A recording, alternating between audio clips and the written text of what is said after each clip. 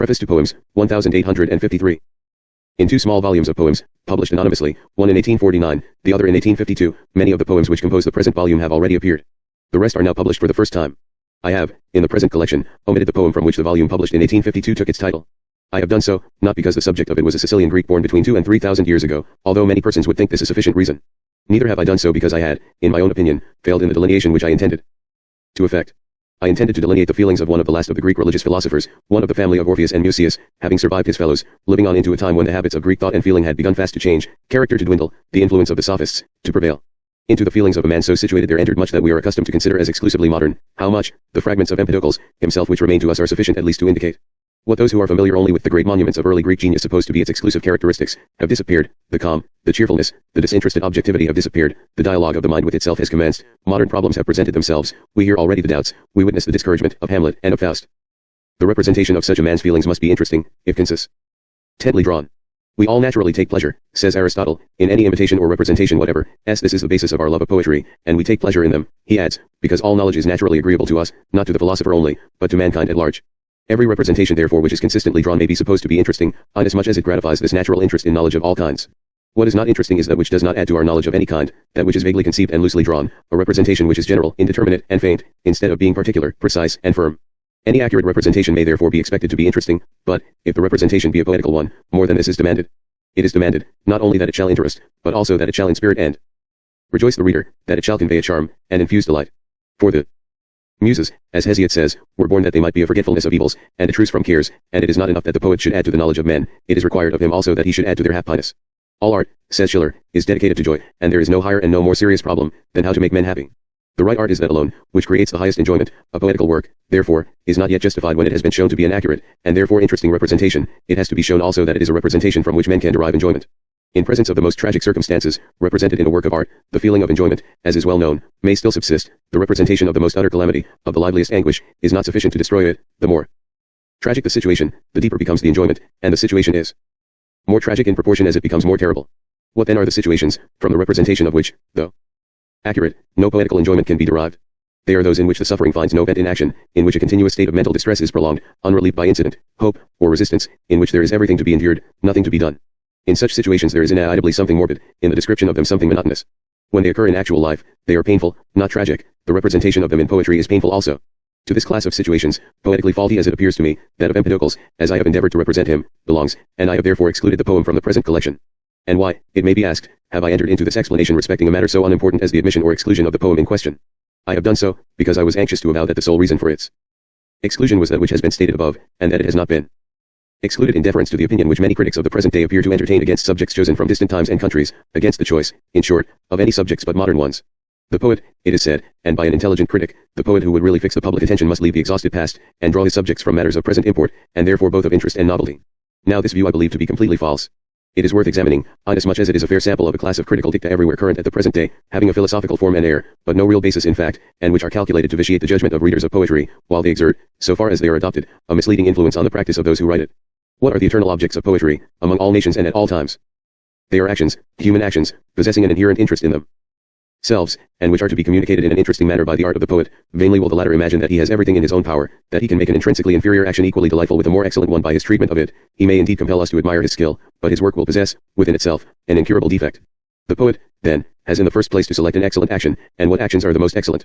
Those, certainly, which most powerfully appeal to the great primary human affections, to those elementary feelings which subsist permanently in the race, and which are independent of time. These feelings are permanent and the same, that which interests them is permanent and the same also. The modernness or antiquity of an action, therefore, has nothing to do with its fitness for poetical representation, this depends upon its inherent qualities. To the elementary part of our nature, to our passions. That which is great and passionate is eternally interesting, and interesting solely in proportion to its greatness and to its passion. A great human action of 1,000 years ago is more interesting to it than a smaller human action of today, even though upon the representation of this last the most consummate skill may have been expended, and though it has the advantage of appealing by its modern language, familiar manners, and contemporary allusions, to all our transient feelings and interests. These, however, have no right to demand of a poetical work that it shall satisfy them, their claims are to be directed elsewhere. Poetical works belong to the domain of our permanent passions, let them interest these, and the voice of all subordinate claims upon them is at once silenced. Achilles, Prometheus, Clytemnestra, Dido. What modern poem presents personages as interesting, even to us moderns, as these personages of an exhausted past? We have the domestic epic dealing with the details of modern life which pass daily under our eyes. We have poems representing modern personages in contact with the problems of modern life, moral, intellectual, and social. These works have been produced by poets the most distinguished of their nation and time, yet I fearlessly assert that Herman and Dorothea, Childe Harold, Jocelyn, The Excursion, leave the reader cold in comparison with the effect produced upon him by the latter. Books of the Iliad, by the Oresteia, or by the episode of Dido. And why is this? Simply because in the three last named cases the action is greater, the personage is nobler, the situations more intense, and this is the true basis of the interest in a poetical work, and this alone. It may be urged, however, that past actions may be interesting in themselves, but that they are not to be adopted by the modern poet, because it is impossible for him to have them clearly present to his own mind, and he cannot therefore feel them deeply, nor represent them forcibly. But this is not necessarily the case. The externals of a past action, indeed, he cannot know with the precision of a contemporary, but his business is with its essentials. The outward man of Oedipus or of Macbeth, the houses in which they lived, the ceremonies of their courts, he cannot accurately figure to himself, but neither do they as entirely concern him. His business is with their inward man, with their feelings and behavior in certain tragic situations, which engage their passions as men. These have in them nothing local and casual, they are as accessible to the modern poet as to a contemporary. The date of an action, then, signifies nothing, the action itself, its selection and construction, this is what is all important. This the Greeks understood far more clearly than we do. The radical difference between their poetical theory and ours consists, as it appears to me, in this, that, with them, the poetical character of the action in itself, and the conduct of it, was the first consideration. With us, attention is fixed mainly on the value of the separate thoughts and images which occur in the treatment of an action. They regarded the whole, we regard the parts. With them, the action predominated over the expression of it, with us, the expression predominates over the action. Not that they failed in expression, or were inattentive to it, on the contrary, they are the highest models of expression, the unapproached masters of the grand style.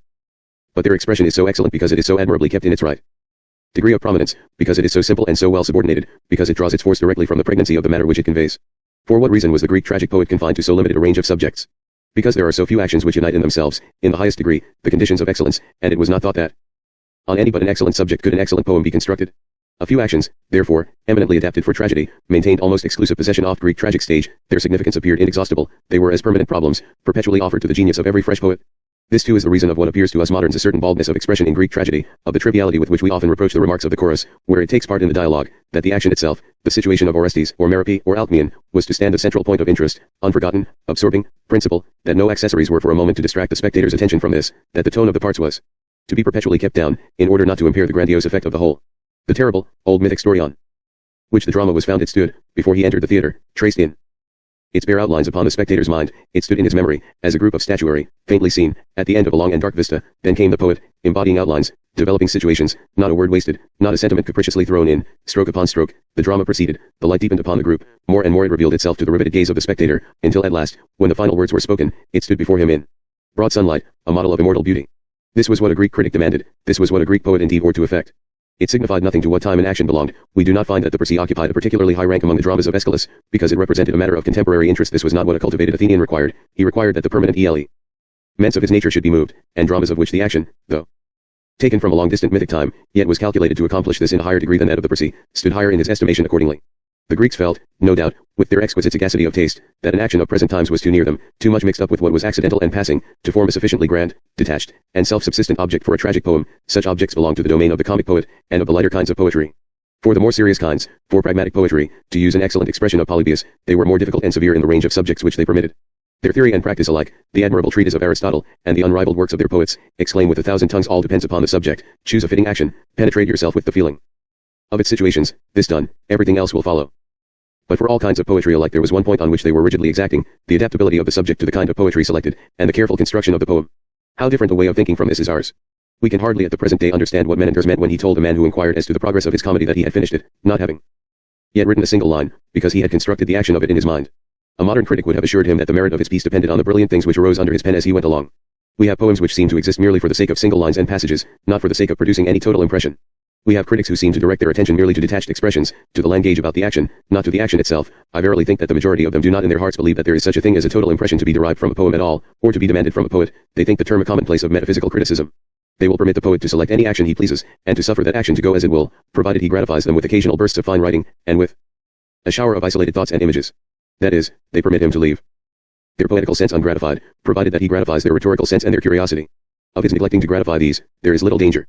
He needs rather to be warned against the danger of attempting to gratify these alone. He needs rather to be perpetually reminded to prefer his action to everything else, so to treat this, as to permit its inherent excellences to develop themselves, without interruption from the intrusion of his personal peculiarities. Most fortunate, when he most entirely succeeds in effacing himself, and in enabling a noble action to subsist as it did in nature. But the modern critic not only permits a false practice, he absolutely prescribes false aims. A true allegory of the state of one's own mind in a representative history, the poet is told, is perhaps the highest thing that one can attempt in the way of poetry. and accordingly he attempts it. An allegory of the state of one's own mind, the highest problem of an art which imitates actions. No, assuredly, it is not, it never can be so, no great poetical work has ever been produced with such an aim. Faust itself, in which something of the kind is attempted, wonderful passages as it contains, and in spite of the unsurpassed beauty of the scenes which relate to Margaret, Faust itself, judged as a whole, and judged strictly as a poetical work, is defective. Its illustrious author, the greatest poet of modern times, the greatest critic of all times, would have been the first to acknowledge it. He only defended his work, indeed, by asserting it to be something incommensurable. The confusion of the present times is great, the multitude of voices counselling different things bewildering, the number of existing works capable of attracting a young writer's attention and of becoming his models, immense. What he wants is a hand to guide him through the confusion, a voice to prescribe to him the aim which he should keep in view, and to explain to him that the value of the literary works which offer themselves to his attention is relative to their power of helping him forward on his road towards this aim. Such a guide the English writer at the present day will nowhere find. Failing this, all that can be looked for, all indeed that can be desired is, that his attention should be fixed on excellent models, that he may reproduce, at any rate, something of their excellence, by penetrating himself with their works and by catching their spirit, if he cannot be taught to produce what is excellent independently. Foremost among these models for the English writer stands Shakespeare, a name the greatest perhaps of all poetical names, a name never to be mentioned without reverence. I will venture, however, to express a doubt, whether the influence of his works, excellent and fruitful for the readers of poetry, for the great majority, has been of unmixed advantage to the writers of it. Shakespeare indeed chose excellent subjects, the world could afford no better than Macbeth, or Romeo and Juliet, or Othello. He had no theory respecting the necessity of choosing subjects of present import, or the paramount interest attaching to allegories of the state of one's own mind. Like all great poets, he knew well what constituted a poetical action. Like them, wherever he found such an action, he took it. Like them, too, he found his best in past times. Brought to these general characteristics of all great poets he added a special one of his own, a gift, namely, of happy, abundant, and ingenious expression, eminent and unveiled, so eminent as irresistibly to strike the attention first in him, and even to throw into comparative shade his other excellences as a poet. Here has been the mischief. These other excellences were his fundamental excellences as a poet. What distinguishes the artist from the mere amateur, says Goethe, is architectonus in the highest sense, that power of execution, which creates, forms, and constitutes, not the profoundness of single thoughts, not the richness of imagery, not the abundance of illustration. Wrought these attractive accessories of a poetical work being more easily seized than the spirit of the whole, and these accessories being possessed by Shakespeare in an unequal degree, a young writer having recourse to Shakespeare as his model runs great risk of being vanquished and absorbed by them, and, in consequence, of reproducing, according to the measure of his power, these, and these alone, of this preponderating quality of Shakespeare's genius. Accordingly almost the whole of modern English poetry has, it appears to me, felt the influence. To the exclusive attention on the part of his imitators to this it is in a great degree owing, that of the majority of modern poetical works the details alone are valuable, the composition worthless. In reading them one is perpetually reminded of that terrible sentence on a modern French poet, tu dit tout ce tu il veut, mais malheureux usement il n'a rien à dire. Let me give an instance of what I mean. I will take it from the works of the very chief among those who seem to have been formed in the school of Shakespeare, of one whose exquisite genius and pathetic death render him forever interesting. I will take the poem of Isabella, or the Pot of Basil, by Keats. I choose this rather than the Endymion, because the latter work, which a modern critic has classed with the Fairy Queen, although undoubtedly there blows through it the breath of genius, is yet as a whole so utterly incoherent as not strictly to merit the name of a poem at all. The poem of Isabella, then, is a perfect treasure house of graceful and felicitous words and images. Almost in every stanza there occurs one of those vivid and picturesque turns of express Zion, by which the object is made to flash upon the eye of the mind, and which thrill the reader with a sudden delight. This one short poem contains, perhaps, a greater number of happy single expressions which one could quote than all the extant tragedies of Sophocles. But the action, the story? The action in itself is an excellent one, but so feebly is it conceived by the poet, so loosely constructed, that the effect produced by it, in and for itself, is absolutely null. Let the reader, after he has finished the poem of Keats, turn to the same story in T.H.C. Decameron. He will then feel how pregnant and interesting the Sam's action has become in the hands of a great artist, who above all things delineates his object, who subordinates expression to that which it is designed to express. I have said that the imitators of Shakespeare, fixing their attention on his wonderful gift of expression, have directed their imitation to this, neglecting his other excellences. These excellences, the fundamental excellences of poetical art, Shakespeare no doubt possessed many of them in a splendid degree, but it may perhaps be doubted whether even he himself did not sometimes give scope to his faculty of expression to the prejudice of a higher poetical duty. For we must never forget that Shakespeare is the great poet he is from his skill in discerning and firmly conceiving an excellent action, from his power of intensely feeling a situation, of intimately associating himself with a character, not from his gift of expression, which rather even leads him astray, degenerating sometimes into a fondness for curiosity of expression, into an irritability of fancy, which seems to make it impossible for him to say a thing plainly, even when the press of the action demands the very direct language, or its level character the very simplest. Mr. Hallam, than whom it is impossible to find a saner and more judicious critic, has had the courage. For at the present day it needs courage, to remark, how extremely and faultily difficult Shakespeare's language often is. It is so, you may find main scenes in some of his greatest tragedies, King Lear for instance, where the language is so artificial, so curiously tortured, and so difficult, that every speech has to be read 2 or 3 times before its meaning can be comprehended. This overcuriousness of expression is indeed but the excessive employment of a wonderful gift of power of saying a thing in a happier way than any other man. Nevertheless, it is carried so far that one understands what M. Guizot meant, when he said that Shakespeare appears in his language to have tried all styles except that of simplicity. He has not the severe and scrupulous self-restraint of the ancients, partly no doubt, because he had a far less cultivated and exacting audience. He has indeed a far wider range than they had, a far richer fertility of thought. In this respect he rises above them. In his strong conception of his subject, in the genuine way in which he is penetrated with it, he resembles them, and is unlike the moderns. But in the accurate limitation of it, the conscientious rejection of superfluities, the simple and rigorous development of it from the first line of his work to the last, he falls below them, and comes nearer to the moderns. In his chief works, besides what he has of his own, he has the elementary soundness of the ancients, he has their important action and their large and broad matter, but he has not their purity of method. He is therefore a less safe model, for what he has of his own is personal, and inseparable from his own rich nature. It may be imitated and exaggerated, it cannot be learned or applied as an art. He is above all substantive, more valuable, therefore, to young writers as men than as artists. But clearness of arrangement, rigor of development, simplicity of style, these may to a certain extent be learned, and these may, I am convinced, be learned best from the ancients, who although infinitely less suggestive than Shakespeare, are thus, to the artist, more instructive. What, then, it will be asked, are the ancients to be our sole models? The ancients with their comparatively narrow range of experience, and their widely different circumstances. Not, certainly, that which is narrow in the ancients, nor that in which we can no longer sympathize.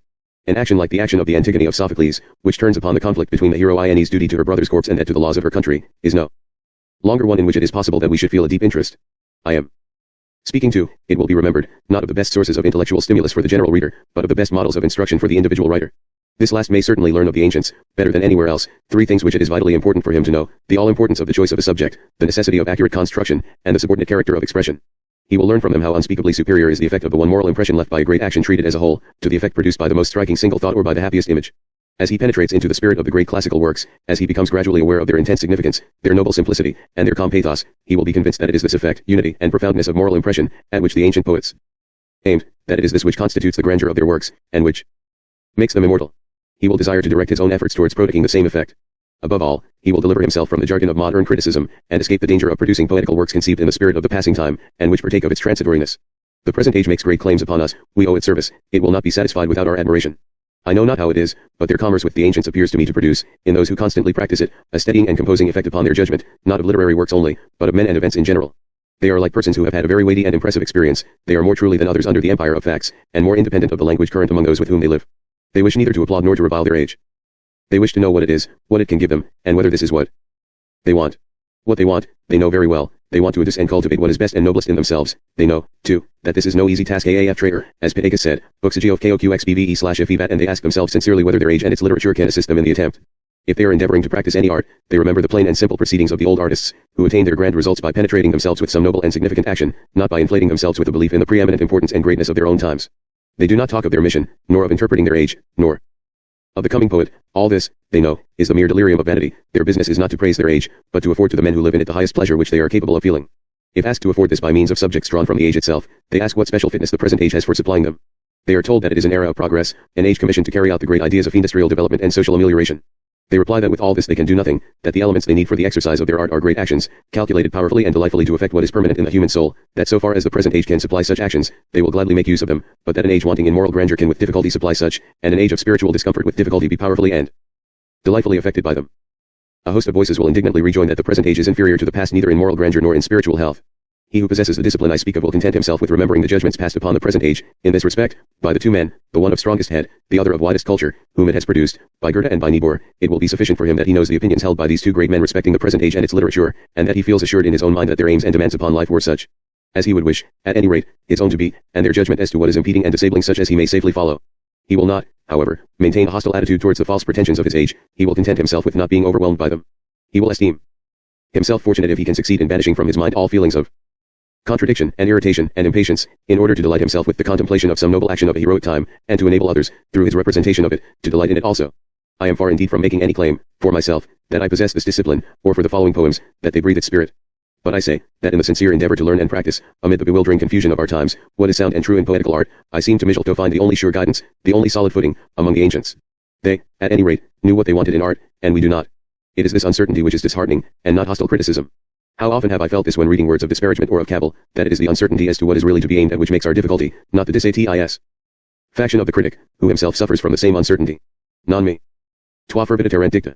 Di me terrent, et Jupiter hostis. Two kinds of dilettanti, says Goethe, there are in poetry, he who neglects the indispensable mechanical part, and thinks he has done enough if he shows spirituality and feeling, and he who seeks to arrive at poetry merely by mechanism, in which he can acquire an artisan's readiness, and is without soul and matter, and he adds, that the first does most harm to art, and the last to himself. If we must be dilettanti, if it is impossible for us, under the circumstances amidst which we live, to think clearly, to feel nobly, and to delineate firmly, if we cannot attain to the mastery of the great artists, let us, at least, have so much respect for our art as to prefer it to ourselves. Let us not bewilder our successors, let us transmit to them the practice of poetry, with its boundaries and wholesome regulated laws, under which excellent works may again, perhaps, at some future time, be produced, not yet fallen into oblivion through our neglect, not yet condemned and cancelled by the influence of their eternal enemy, caprice.